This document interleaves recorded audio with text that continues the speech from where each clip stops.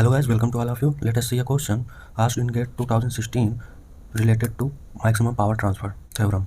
In this question, it is said that this circuit is given, and in this circuit, maximum power delivered to the resistor R has been asked.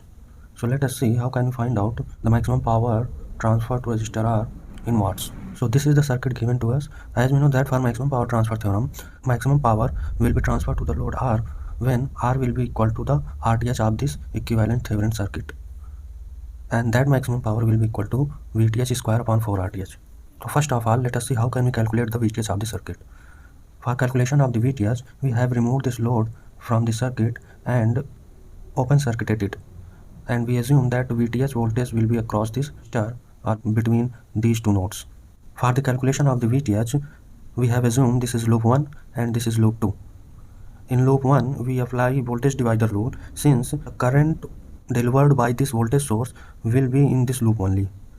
So voltage across this resistance 2 kilo ohm can be written as V naught is equal to 2 upon 2 plus 3 into 5 equal to 2 volt. This is the voltage divider rule we have applied here. Now in loop 2, VTH can be find out by applying voltage divider rule between these two resistances. So we have to find out voltage across 40 kilo ohm resistance. So VTH can be written as 40 upon 40 plus 10 into 100 V naught. As we have calculated V naught is equal to 2 volt, so we put V naught is equal to 2 volt here, then VTH will be equal to 160 volt. For the calculation of the RTH, we have removed this resistance here and a voltage source is connected, which is VTest, and we assume that this voltage source is providing ITest current to the circuit.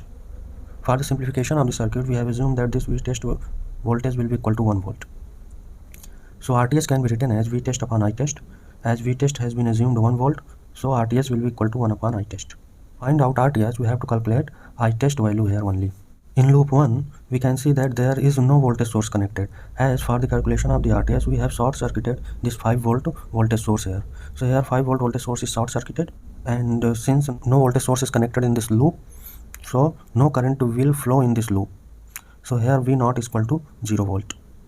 Now here we can see that VTest is equal to 1 volt. So this 1 volt will appear across this 40 kilo ohm resistance.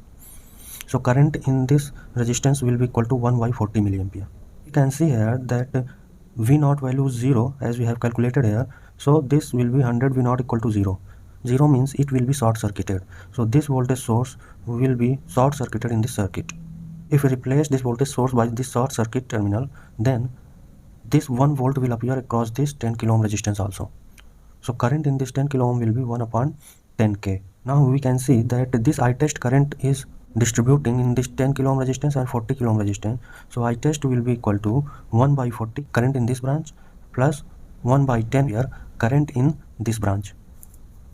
So total ITest current will be equal to 1 by 8 milliampere. As we can see that RTH is equal to 1 upon ITest.